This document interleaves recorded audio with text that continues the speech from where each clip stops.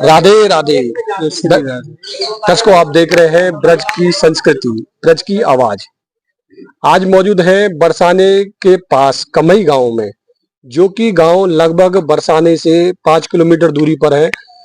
इस गांव के इतिहास के बारे में बताया जाता है कि ये कृष्णकालीन के जमाने से ये गांव है और संस्कृति के बारे में हम जानेंगे और या प्राचीन जो सभ्यता है इस गांव की, उस सभ्यता के बारे में या तमाम यहाँ पे बुजुर्ग मौजूद हैं जो कि हमारी एक्चुअल संस्कृति के बारे में जानते हैं।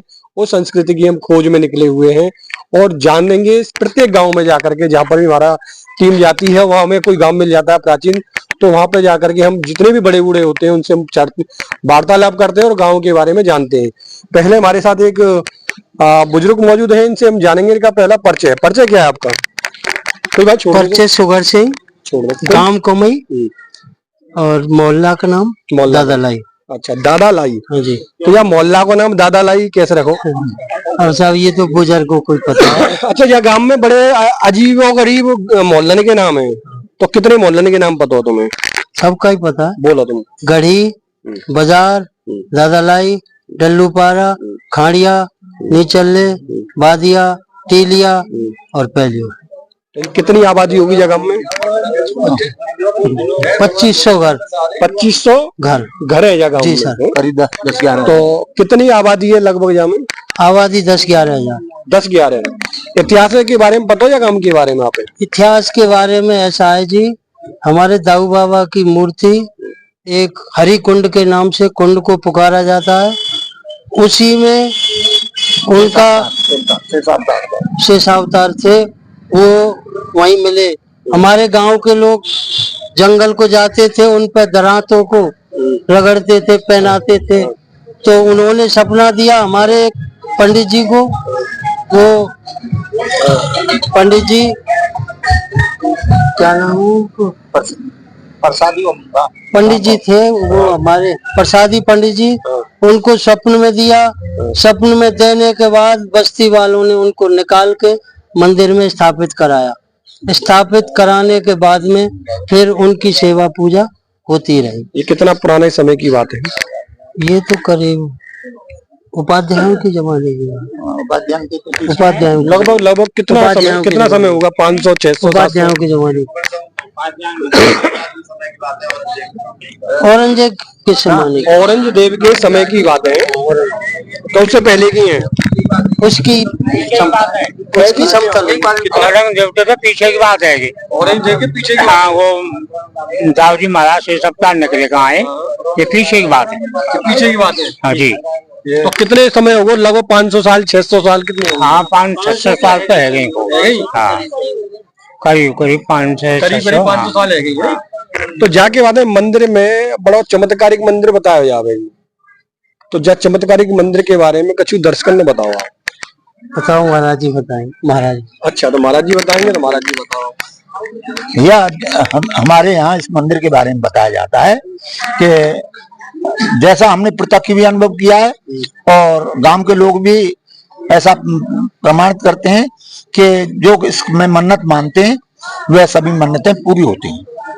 और इसमें बलदाऊ जी की दोनों प्रकार की मूर्तियां हैं, हलधर दाऊ जी की और शेष अवतार दाऊ जी की। जो भगवान ने शेष अवतार पर फन पर नाच किया था, वो शेष अवतार की मूर्ति यहाँ गांव कमई में है। और यह गांव के बारे में बतावे कि जैसे कि यह गांव में ओरे वगैरह ना पड़े, वो कहानी का है? हमारे यहाँ ये प्रचलित है कि जैसे ही कोई वर्षा होती है और वर्षा में छोटे मोटे पत्थर बरसते हैं, तो जैसे ही दाऊ जी मंदिर में शंख बजाया जाता है, तो हमारे यहाँ से ये जो ये घटना जो है अचानक अपने आप हट जाती है। और हमारे यहाँ कभी हमने अपने समय में ओलावृष्टि नहीं देखी। अपने समय में ना देखी ओलावृष्टि देखी नहीं हमने। जो जैसे देखो दर्शकों जी, बहुत बड़ी प्रमाणित बात है। आप देख रहे होंगे कि यहाँ पे जो मौजूद लोगों के द्वारा बताया जा रहा है कि जहाँ पर ओलावृष्टि होती है आपने देखा है यहाँ पर शंख बजाने से वो ओलावृष्टि नहीं होती है, आपने देखी ये चीजें? हाँ, हैं? नहीं हुई, नहीं करा था? नहीं हुई। क्यों जी?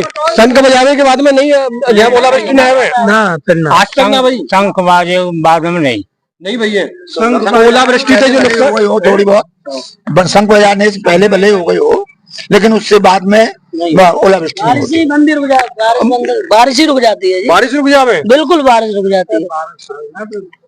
देखो जी, बड़ी बड़ी प्रमाणित और अकाल्पनिक बात है जो ये बता रहे हैं कि जैसे कि पुराने जमाने में बताते हैं कि शंख के समय शंख की ध्वनि के बारे में बताया जाता है कि शंख की ध्वनि जब बजती है तो पूरे ब्रह्मांड में उसकी गूंज जाती है। तो इस गूंज के बाद में बहुत सारी चीजें रुक भी जाती थी। पहले युद्ध होते थे प्रारंभ, तो सुबह के कालीन में जब युद्ध चालू होने से पहले शंख ही बजाया जाता था, और प्रारंभ में जब समापन होता था शाम रात्रि के समय, शाम के समय, तब भी शंख बजता था। वो परंपरा इनके यहाँ पर भी देखने को मिल रही है। इनके द्वारा बताया गया है कि जैसे कि कितनी भी ओलावृष्टि हो रही हो, अगर वो शंख बजने के बाद में कितने समय में रुक जाती है ओलावृष्टि तुम्हारे यहाँ? तुरंत ऐसे ही करीब करीब 5-7 मिनट में लग जाती है, 5-7 मिनट में। हाँ। फिर नहीं होती है, हाँ। देखो ये बहुत बड़ी आज वैज्ञानिक आए इस चीज पर शोध किया है यहाँ पर किसी ने? नहीं, वैज्ञानिक शोध किसी ने कोई शोध हुआ है इस पर? नहीं, कोई शोध नहीं हुआ। कोई शोध नहीं हुआ है ना। और गांव की जैसे कि एक मंदिर और बताया जावे, वह मंदिर का इतिहास बताएं जरा।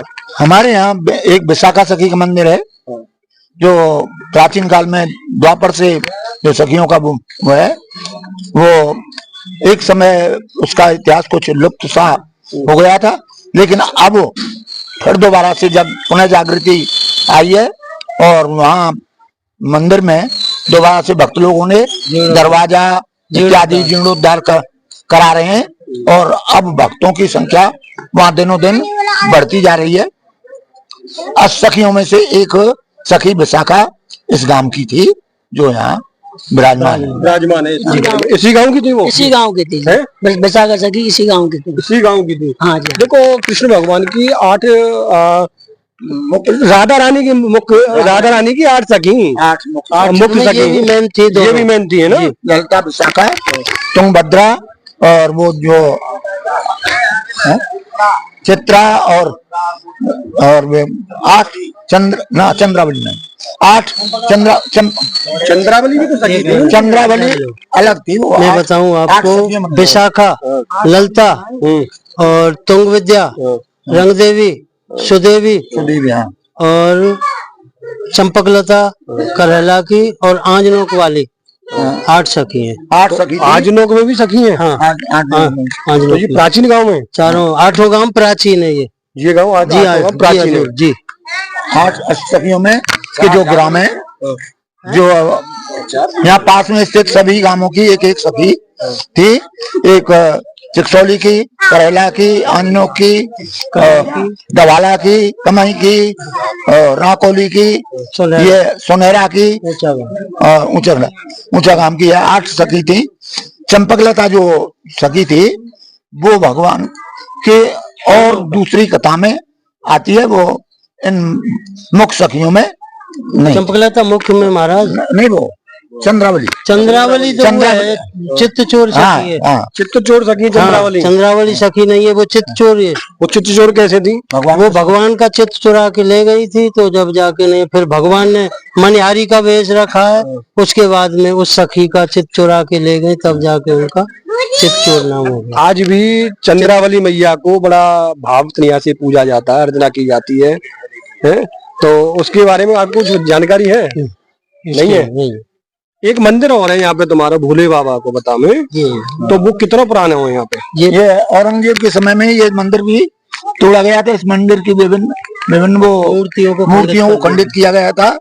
ये भी औरंगजेब के काल से पूर्व का ही है। वैसे तो बहुत पुराना, पता नहीं कब का बना हुआ है, लेकिन औरंगजेब के समय में इसको तोड़ा हुआ बताया जाता है, जिसके विभिन्न चित्र आज भी टूटे हुए हैं। खंडित है। प्राचीन काल में बताया गया था कि औरंगजेब ने जब सोमनाथ का मंदिर तोड़ा था, तो मंदिरों में उसे कुछ नहीं मिला, और जब सोमनाथ के मंदिर को मंदिर की मूर्ति को तोड़ा गया। हमको ये बताया गया था कि सोमनाथ की मंदिर में जो मूर्ति थी वो चमकत के द्वारा स्थित थी, और हम उसको ये समझते थे लोग जो कि ये सोमनाथ का मंदिर अपने आप, भगवान की मूर्ति अपने आप लटकी हुई है। जब उसने मंदिर में कुछ नहीं मिला तो चलो इस मूर्ति को खंडित करते चले, तो उस मूर्ति को खंडित करते समय उसे अपार संपत्ति मिली। उससे अपार संपत्ति औरंगजेब को मिली। औरंगजेब के उसी समय से उसके मन में ये जो देश के जीतने की भावना थी वो खत्म हो गई और मंदिरों को तोड़ने की भावना उसमें पैदा हो गई। दर्शकों एक बहुत बड़ी रहस्यमय बात यहाँ पे, इतिहास की बात हमारे सामने निकल के आई है कि औरंगजेब ने मंदिरों पर अतिक्रमण और तोड़फोड़ क्यों करी। बाको मेन रहस्य जो बता रहे हैं, सोमनाथ मंदिर को जो ध्वस्तीकरण किया था उसके बाद में अपार संपत्ति मिलने के बाद में तब इन्होंने, औरंगजेब ने क्रूरता मंदिरों पर चालू करी। और इसमें हमारे मंदिर की भी जो मूर्तियां हैं वो औरंगजेब के द्वारा खंडित बताई गई। खंडित अभी भी है। चलो अभी देखेंगे हम चल करके जो भी है, परंतु यहाँ मंदिर में मिला का होगा औरंगजेब। अब भाई ये हमको नहीं मालूम है तो क्या मिला, कुछ नहीं मिला था यहाँ। तो औरंगजेब इतना क्रूर था जिन्होंने, जैसे कि यहाँ पर अंग्रेजों ने भी शासन किया है, मुगलों का शासन औरंगजेब ने जब किया था तो वो मंदिरों के बराबर मस्जिद भी बना सकता था, परंतु उसने दुष्टता पूर्वक बातें करी और मंदिरों को तोड़कर ही मस्जिद आखिरकार क्यों बनाई। आपको कुछ जानकारी है इसके बारे में? भाई वैसे तो विशेष जानकारी नहीं है, लेकिन हिंदू धर्म को नष्ट करने के लिए उसने मंदिरों को तोड़ करके मंदिरों को तोड़ा और उस जगह पर मस्जिद बनवाई, क्योंकि उस समय जो मंदिरों का सामान था, जो मंदिरों की अवशेष बगावत से जो सामग्री थी वो उसको मुफ्त में मिल जाती थी और उससे ही वो मस्जिद तैयार करा देता था। मतलब के मुफ्त की रोटी तोड़ के मस्जिद तैयार कर दें। सीधी सीधी गांव-बाड़ी भाषा में बात करें तो है, तेरी डंडा तेरी खोपड़ी तेरी सब कचू बाने जही चालू करो। ऐसे क्रूर शासक के कार्य काटेंगे आप? महान दुष्ट शासक था और उसी के कारण तो हमारे हिंदू और मुस्लिम समाज में वैमनस्यता आज भी फैली हुई है, और नहीं तो मुस्लिम शासकों ने भी कहीं कहीं अच्छा शासन किया था। और हमारे यहाँ जो मुख्य इमारतें बहुत जैसे ताजमहल और ये लाल किला वगैरह ये जो बनवाई है। ताजमहल तो हिंदुओं का मंदिर था, वो तो बताते हैं, तोड़ के तो मुसलमानीकरण किया। लाल किला भी तो राजाओं का था भाई। ये जो ताजमहल है और ये जो मंदिर तेजस्वी महल बताया जाता है, इसको तोड़ करके जो उस प्रक्रिया में ही तो बनवाया है। ऐसे क्रूर शासक के कार्य काटेंगे बाबूजी आप? औरंगजेब के बारे में क्या कहना चाहेंगे? ना समझे तुम तो समझते होंगे। ऐसे क्रूर ने जो तुम्हारे हिंदू धर्म है और मंदिर ने ध्वस्तीकरण करो, ऐसे क्रूर राजा शासक के बारे में क्या कहेंगे आप? दोस्त कहेंगे और क्या कहेंगे। और आप क्या कहेंगे साहब? दुष्ट ही बताएंगे। और आप क्या कहेंगे साहब? हम तो बहुत सबसे बड़ा दुष्ट समझेंगे साहब। सबसे बड़ा दुष्ट वही था सबसे बड़े हत्या की आज के समय। आज की जो ये हिंदू मुसलमान लड़ाई चल रही है उसी का कारण, आज अत्याचार के कारण, उसी के कारण ये लड़ाई चल रही है। जो अब जन्मभूमि पे चल रही है, काशी में चल रही है, और भी अगर अयोध्या में चली जितनी भी, हाँ जी उसी के कारण चल रही है बस। तो ये हिंदू मुसलमान की लड़ाई चल रही है, क्या कहोगे आप? बाबूजी कहा कहेंगे, मैं हिंदू मुसलमान तो इनने कचूना है। ये हमारे देश में एक प्रचलन है वो कचूना है। हाँ। परंतु क्रूर शासक ने तो बात करी। और जैसे कि यह गांव के बारे में जितनी भी जानकारी हमें मिली, हमें 3 मंदिर के बारे में जानकारी प्राप्त हुई। और जैसे कि जिन्होंने बताया कि गांव में प्राचीन कालीन ये गांव है, गांव कमई, और जब गांव कमई के बारे में हमारे साथी ने भी कवरेज करी और गांव के बारे में जाना किस प्रकार का इतिहास रहा गांव का। और अगले नेक्स्ट एपिसोड में हम फिर मिलेंगे आपको और नए गांव के साथ में। मैं अपनी कवरेज को यही विराम देना चाहूंगा। गांव कमई से अपने सहयोगी दीपक स्वारासत के साथ चंद्रमोहन दीक्षित। राधे राधे राधे राधे राधे राधे।